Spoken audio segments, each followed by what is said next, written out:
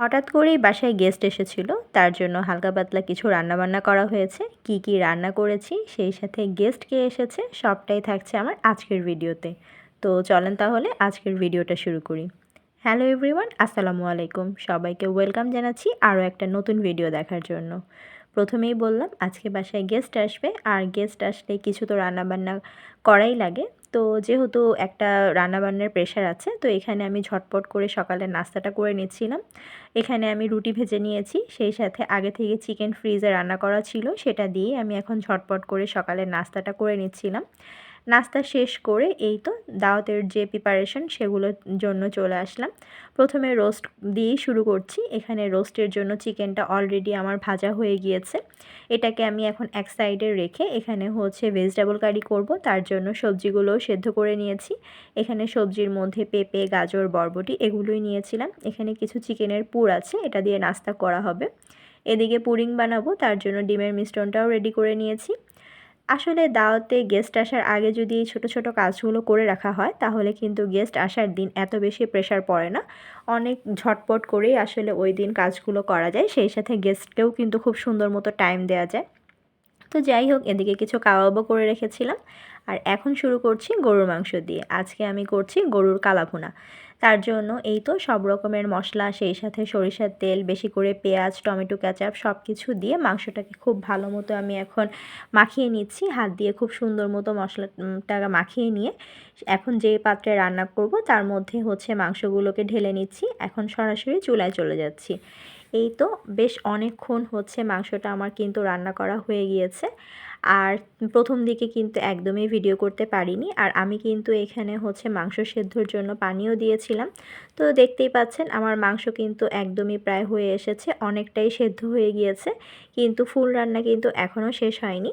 তো এটা শেষ পর্যায়ে বাগার দিতে হবে, তো সেটা আর এখন দিচ্ছি না। এখন আমি একটু মশলা দিয়ে এই তো আবারও নেড়েচেড়ে মিশিয়ে এটাকে সাইড করে রাখলাম। এদিকে ওটাকে নামিয়ে রেখে আমি হচ্ছে রোস্টের প্রিপারেশন নিচ্ছি। রোস্টের জন্যও আমি হচ্ছে একটা স্পেশাল মশলা রেডি করে নিচ্ছি।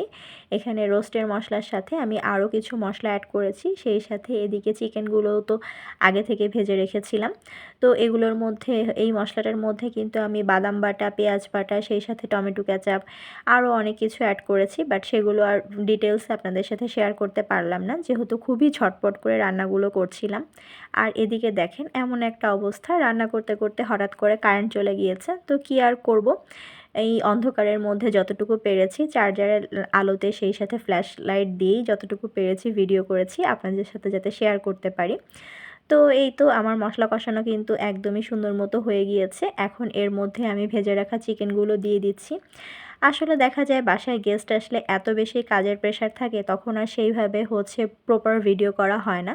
কিছু অংশ করা হয়, আসলে সবটুকু আর সেভাবে তুলে ধরা হয় না। অনেক সময় অনেক কিছু করার কথা মনেও থাকে না।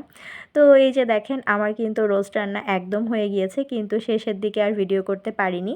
এদিকে সাথে আরও যেগুলো করেছিলাম, ভেজিটেবল কারি করেছি, ডিমের কোরমা করেছি, কোনোটাই আসলে আর সেভাবে ভিডিও করতে পারিনি, কারণ ওই যে বললাম ঝটপট করে কাজগুলো করছিলাম। আর এটা হচ্ছে আমার বিফটার ফাইনাল লুক, কেমন হয়েছে অবশ্যই জানাবেন। সেই সাথে বাকি সব রান্নাই আলহামদুলিল্লাহ গেস্টার আসার আগেই আমি সব কিছু কমপ্লিট করতে পেরেছি। এখন সব শেষে আমি পোলাওটা বসিয়ে নিচ্ছি, যেহেতু পোলাওটা গরম গরম খেতেই বেশি মজা লাগে এই কারণে। আর সেই সাথে পোলাও হতেও কিন্তু খুব একটা টাইম লাগে না, তাই এটা আমি একদম সবার শেষে করছি। এদিকে হচ্ছে অলরেডি কিন্তু গেস্ট চলে এসেছে। গেস্টের সাথে কিছুক্ষণ টাইম দিয়ে তাদেরকে নাস্তা পানি দিয়ে আমি কিন্তু পোলাওটা বসাতে এসেছি। আর ওই অংশগুলো কিন্তু একদমই আর ভিডিও করতে পারিনি। তো যাই হোক, কী আর করব। এখন সব শেষে পোলাও তো হচ্ছে পানি দিয়ে দিলাম, এবং সব শেষে ওপর থেকে কাঁচামরিচ আর লবণও দিয়ে দিয়েছি পরিমাণ মতো, দিয়ে এই তো ঢাকনা দিয়ে ঢেকে দিয়েছিলাম। পোলাওয়ের ফাইনাল লুক, পোলাওটাও আলহামদুলিল্লাহ বেশ ভালো হয়েছে, একদম ঝরঝরা ছিল। উপর থেকে এখন পেঁয়াজ বেরেস্তা দিয়ে দিচ্ছি, সেই সাথে ঘিও কিন্তু দিয়েছিলাম, কিন্তু ওগুলো আর ভিডিও করা হয়নি, ওগুলো আম্মুই দিয়ে দিয়েছিল। তো যাই হোক, আলহামদুলিল্লাহ সব কিছু সময় মতো করতে পেরেছি, এটাই অনেক। আর ওই দিন এমন একটা অবস্থা, রাতের বেলা তো কারেন্ট সেভাবে মানে অনেক বেশি ডিস্টার্ব করেছে, সেই সাথে সকাল থেকে একদমই গ্যাস নেই। তো কি আর করব, আমরা সিলিন্ডার সেই সাথে কারেন্টে যেভাবে পেরেছি সেভাবেই হচ্ছে রান্নাগুলো করা লেগেছে আসলে। তো এই তো গেস্ট আসার পর এখানে হচ্ছে দুপুরের খাবারগুলোও দিয়ে দেওয়া হয়েছে। সব কিছুই আপনাদের সাথে এক ঝলকে একটু দেখিয়ে দিলাম, কিন্তু সবথেকে বেশি ভালো হয়েছিল বিফ কালাভুনাটা। এই তো আলহামদুলিল্লাহ সবটুকু হচ্ছে এখানে সুন্দর মতো সার্ভ করে দেওয়া হয়েছে। এখন আমরা সবাই মিলে একসাথে খেতে বসবো। খাওয়া দাওয়া শেষ করার পর এই তো হচ্ছে আমাদের গেস্ট আজকে এসেছিল আমার খালাতো বোন, সেই সাথে বোনের হাজব্যান্ড। তো এখানে আমরা সবাই মিলে বিকেলবেলা একসাথে গল্প করছিলাম, তাদেরকে নাস্তা পানিও দেওয়া হয়েছিল। এরপর এদিকে ভাইয়া আসার সময় হচ্ছে দই মিষ্টি সেই সাথে ফ্রুটস এনেছিল। তারপর তারা হচ্ছে বিদায় নিয়ে চলেও গিয়েছে। এখন আমরা বসে নিজেরা গল্প করছিলাম, সেই সাথে চা খাচ্ছিলাম।